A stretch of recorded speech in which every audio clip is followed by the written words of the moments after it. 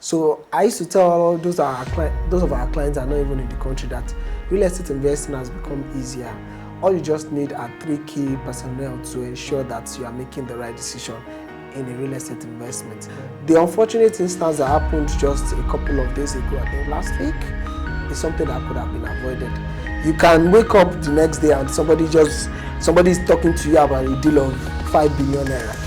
Take it with so much professionalism and enthusiasm, like you would if the deal was just 5 million naira.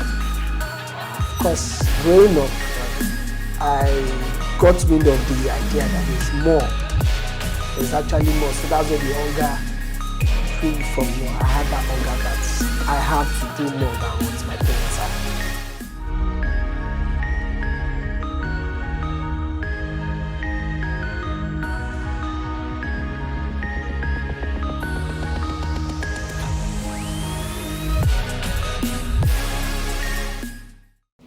Thank you so much, Architect Femi Oladipo, for joining us today. Okay. Thank you for joining us. We'd like to start off by asking that, how did you get into the entrepreneurial journey? Has been a journey all this while? We'd like to know, share with us. Okay, I got into the journey a couple of years ago. I think 7 to 8 years ago. Okay.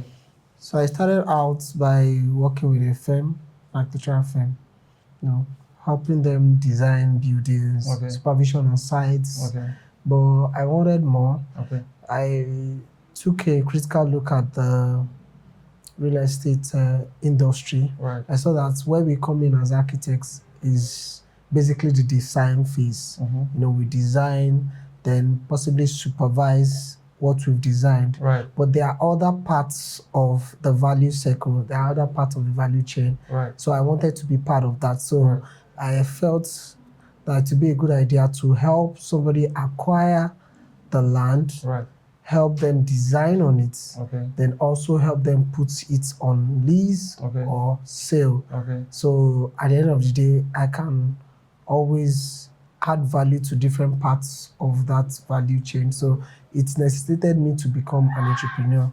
So instead of just being an architect that will just be in charge of designing structures, designing edifices, I wanted a case where I can help you acquire the land, can help you design on it, can help you sell it. Great. Awesome. I know you're the Chief Executive Officer for Capital Fields Realtors. I'd like to tell us, what do you do in Capital Fields Realtors? So we do real estate brokerage, facility management, real estate advisory. So just like I explained to you a few moments ago, when someone comes to us and they would like more insight on as regards what they can do when it comes to real estate investments or real estate acquisition, we're able to advise them if at this point in time they should look towards investing or they should look towards maybe land banking, something around them buying land in a developing area for a long period of time in order to get the maximum returns, or buy into apartments for rental income, cash flow. So depending on what the person has in mind, we first offer advisory services before we let them know what's available options they can take advantage of. So we do real estate brokerage, facility management, real estate advisory. Oh, great. You had said that you before you got into the entrepreneurial journey, you were into, because of the course you studied, right? You studied architecture, I believe. Yes. And then you were working with a company. The transition from being an employee, I will call it, right? How was the transitioning like? Was it very smooth? What did you have to do to become an entrepreneur? What were the steps you took? I know there's this scare or the concern when people want to leave their job to want to dive into the entrepreneurial journey. They have some concern about how they want to cope with the responsibilities or whatever they need to do. I'd like to share a bit with us how the transition from being an employee to being an entrepreneur, how it was for you. Okay, while I was an employee, so I dabbled into some businesses just to test the waters. I worked as a marketer for some companies, for some brands. So the way it is, I was able to work with those ones part-time because I could market my services online while I was actively working as an employee in the firm. So my extra time, maybe after work, you know, I was able to do that. So, and of course, I did a lot of reading when I was working. To expose my mind to the possibilities of what can happen beyond where I am presently. So those are the things that helped me. I was able to see that those ambitions I have are not going to be possible working in another man's organization. Though it happens in some global, you know, some global companies. But then from what I've read, just so that it's better I face the entrepreneurial journey head on. So that's how I got started. So after working with the company for some years, then I decided it's time for me to launch into the entrepreneurial journey. Then I started working as a contract staff with some of them. Anytime there's a job, they can just reach out to me. I can do that on a contract basis. They pay me. And I was able to get sufficient time to focus on more business endeavors, buying and selling and things like that. Great. I like that. And then I haven't transited with the contracts, activities we're doing and the businesses we are promoting online. When you got into the entrepreneurial journey, how has it been? You said you've been an entrepreneur for like 7 years now. What has been trajectory been like? I know for 7 years you would have had different phases of growth, different challenges. So from when you got into the entrepreneurial journey and now, how has it been? Well, it's been challenging, it's been interesting too. You know, one of the things that just keeps me motivated is the ambition I've always had when I got started in the journey, and the fact that when I exposed my mind to books and biographies of people that have gone ahead of me before, it was able to reinstate my faith in what I believe in, that I can definitely meet most of the goals and ambitions I have for myself. So the challenges, of course, I read from books that they are normal. They are things that one would have to surmount, because I believe strongly that gold was tested in fire for it to be refined, for it to be be that valuable to anybody in the first place. So challenges came around me in the first couple of years. The interesting thing is that when I started real estate brokerage, I couldn't close any deal for the first 2 to 3 months. But then the group I belonged to, then Real Estate Millionaires. So I belonged to a group that I was able to see other people closing deals every other time. So it was able to reinstate that belief that one day it will be my turn to close deals as well. And I was getting all the trainings I could lay my hands on. I was trying to attend to, even when it wasn't convenient.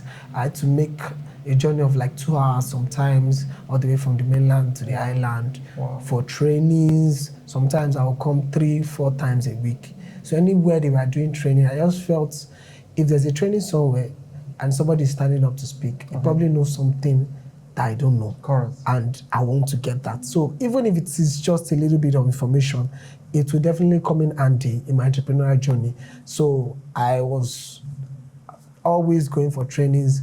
I read a bit of books, I listened to audios and watched a couple of biographies to also help strengthen my entrepreneurial drive, and that's how it has been.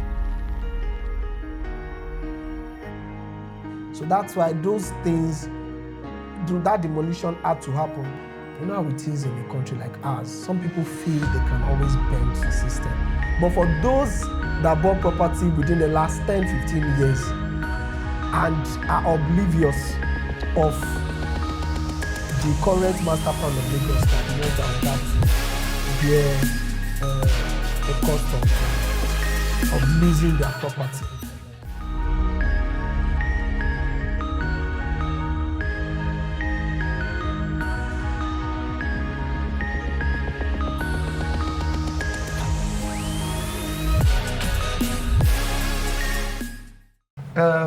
For the real estate market, your company, you deal in the real estate space, right?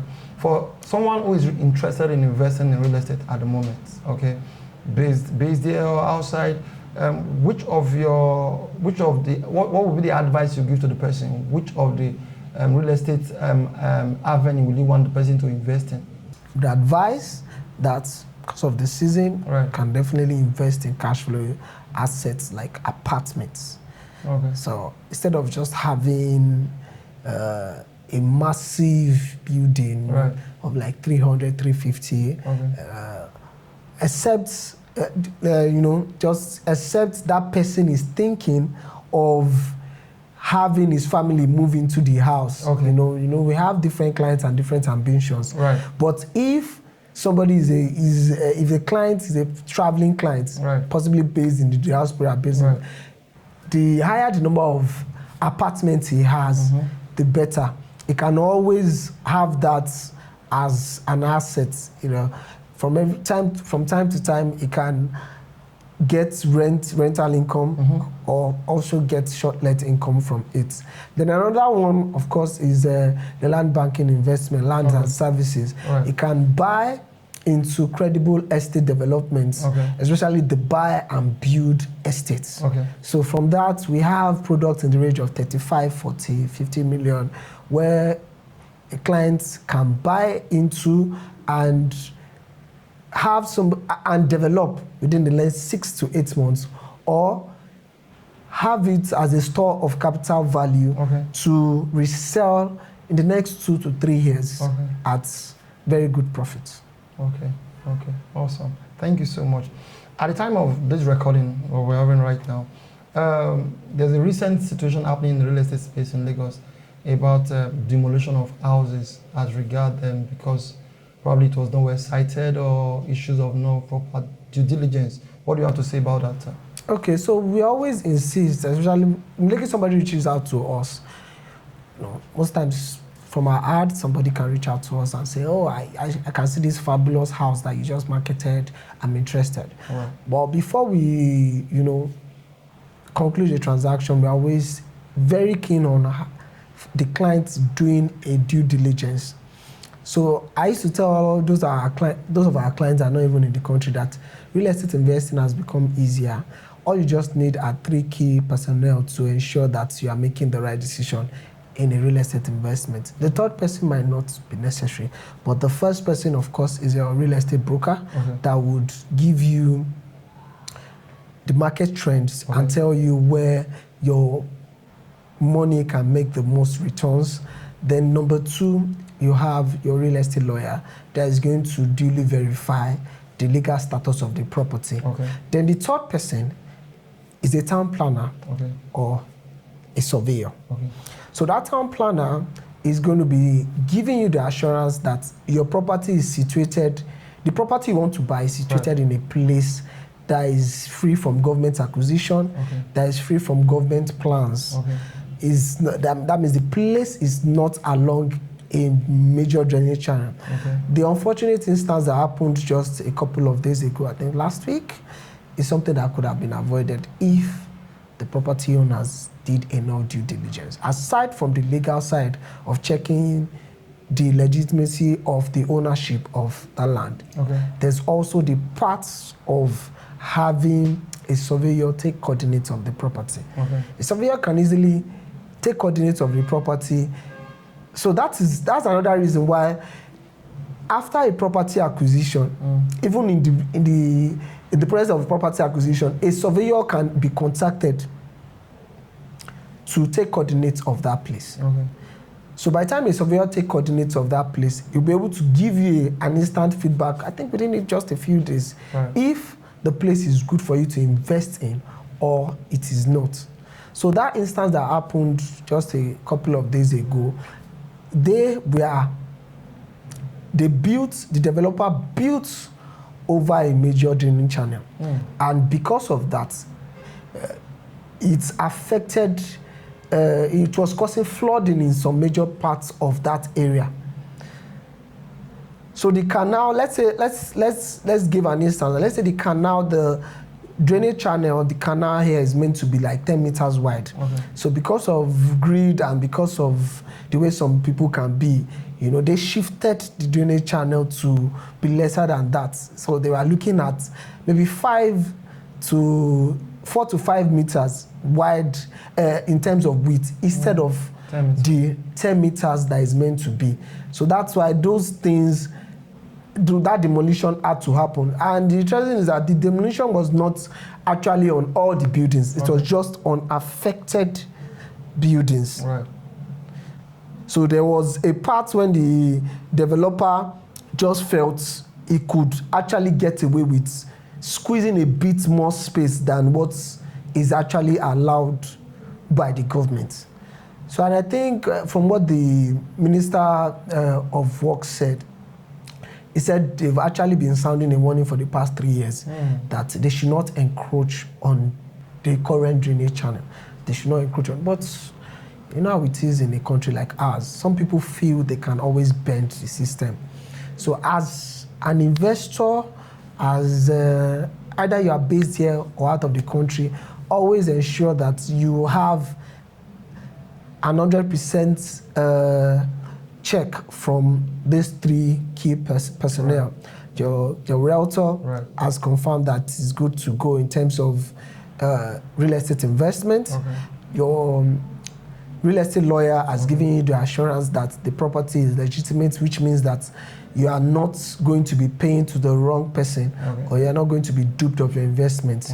Then your town planner or surveyor has given you that check to the 100% assurance so that the property you're about to buy is not along a major project. So aside from properties along that people build along major drainage channels, so also properties that people buy that are along a proposed bridge.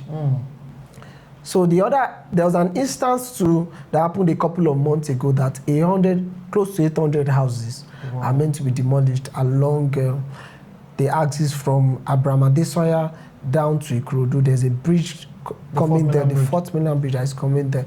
So of course, as at the time of acquisition of all these places, most of the people that bought this land, they just bought land based on personal recognition or personal relationships. Oh, I have a brother that said there's one land somewhere, the place is developing, let's just buy that land.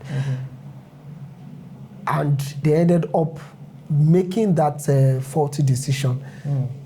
So the bridge now that are going to be constructing in that place, if anybody is along the path of that bridge and the person has a verified title, those are the people that the government will have to compensate, because the idea of the 4th mainland bridge is an idea that came about just, I think, less than 30 years ago.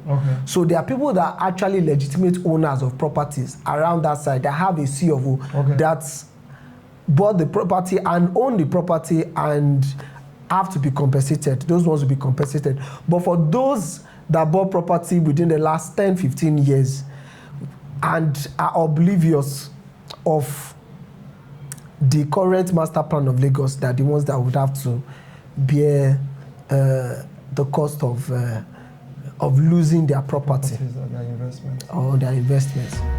Wow. So what I used to tell those people that are planning to join this line of business, that don't count your egg before they're hatched. I believe in something, everybody remains the same, but for the books we read and the people we meet. But I decided to come to the island and move into a smaller apartment because I wanted to be in the neighborhood where talking some numbers won't be such a big deal.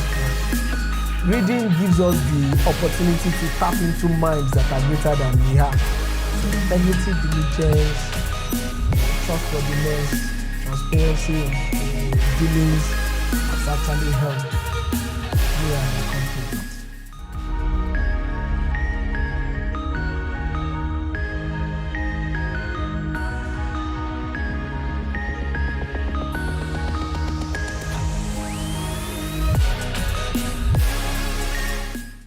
So, you had said to us how you had worked with the company, and you had an inspiration to become an entrepreneur, how you did some study, how you got yourself equipped, how you were open to several trainings. So someone looking at you right now and aspiring to be an entrepreneur like you, okay, what would you want the person to do, or how would you want the person to proceed? Is the person might be just left school, right, or is in a paid employment. How would you? What So would be the best depending on the advice? state, the current state of the person right now, if the person is in a paid employment, I would advise that the person continues to add value to wherever he is right now, and also get as much knowledge of the current endeavor he's about to get into as possible. You know, there's a particular time of service. One resumes to work possibly by 8, and you are relieved of that. You can close from that job from like 5 or 6 o'clock. So the sufficient time from 6 to like 10 before you lay your head to sleep, you can do a bit of reading. You can ask questions. You can meet with people doing whatever kind of business you're about to get into. Ask questions. Let them suggest or recommend trainings you can attend. Okay. So those trainings will give you the opportunity to learn from people that are already in the profession. Learn from them before you decide to resign, and set into that entrepreneurial endeavor. And whatever kind of entrepreneurial endeavor you're about to get into, whatever you can do gradually while you are working, especially after work hours, whatever you can do, whatever little steps you can begin with, start taking those steps. So that you're able to optimize your free period right now, and you're able to test the waters. So whatever business knowledge you'll be getting those business knowledge gradually, before you feel you are well equipped to now set out and leave your current place of employment. So you'll have, let's say, a regular person now, you're working in an organization. That might not even be along the line of your entrepreneurial endeavor. While you're working, they're adding value. After work hours, there's nothing stopping you from, spending time, at least an hour or 2 hours on the internet, directly learning about what you're about to start. Learning about it, reading books about it. So learning and reading books about it will also give you an idea of, give you the opportunity to understand people that are actually started from the current state you are in, people that started from active employment as well. So you can do that. You'll be learning, and you can start taking baby steps in that entrepreneurial endeavor till you've gotten enough information, till you've grown enough capacity to launch into the business full time. And when setting up a business, of course, you have to ensure you have the tenacity to allow the business grow till it starts paying you. Okay. You see, as an entrepreneur in this journey so far, we often say that the journey is not smooth. I just want to share one challenge that you have faced in this journey. Share one challenge with us. Okay. One of the challenges we faced, especially when starting off a couple of years ago, is the issue of trust. As a real estate brokerage firm, we are trying to convince somebody that is just visiting us for the first time to invest in real estate with us. We are the ones, as brokers now, we are introducing them to another credible developer, a credible brand that this developer will definitely ensure that it delivers on promises. So, but before they can even take that step, we have to sell ourselves so well to the client or to the prospect that we are a team, we are a company based on with integrity. So there was an instance that happened a couple of years ago while I was still coming from the mainland. I've been talking with a client. The client said, "Oh, he's interested in buying property." I said, "Okay, that's fine." So I came all the way from my house then at Mile 2. Came all the way to wait for the clients at Chevron Drive, and the client didn't show up. So it was a challenging day. It was facts. That day was a challenging day. It was, and of course, aside from that, there had been a lot of other challenges. There had been times that we've had series of the conversations. Everything is looking good. Deal is about to, go through.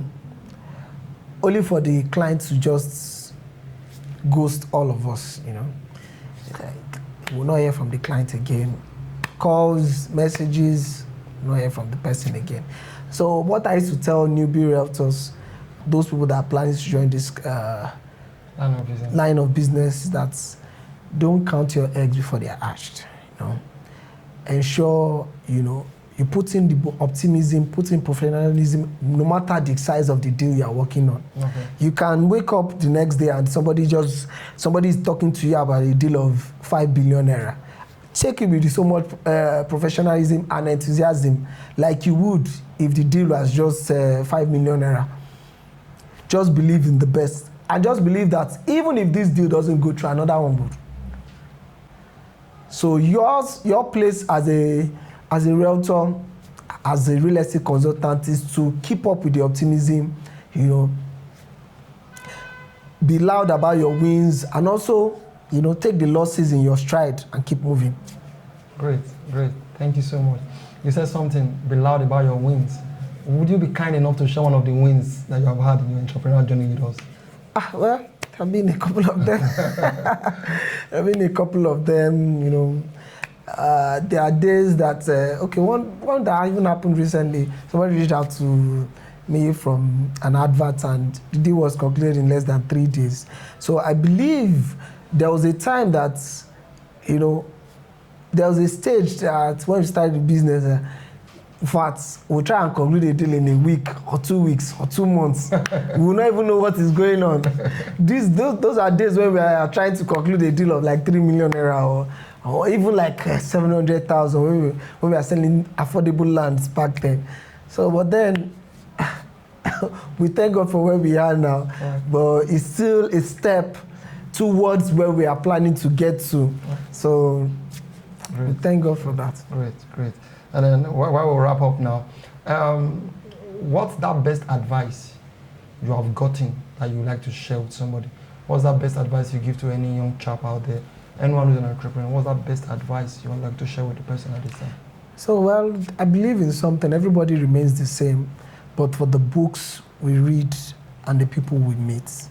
So I took a decision back then that even most people around me couldn't understand. I took a decision to to relocate to the island because of the kind of business I'm doing. Right. So I had other options, I had other opportunities to get that kind of apartment on the mainland,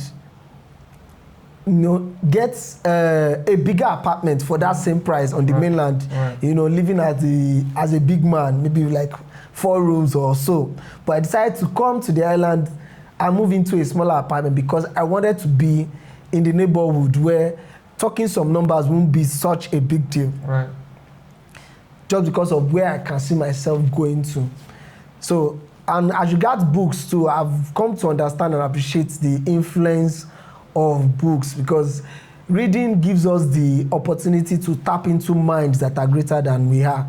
So the books we read and the people we meet, those are the major factors when it comes to growth. And I have always taken that advice to heart. And of course, the advice too that I've gotten from different mentors over the time, that I should continue to be a person of integrity, should be a person of diligence. So integrity, diligence, trustworthiness, transparency in dealings has actually helped me and my company a lot.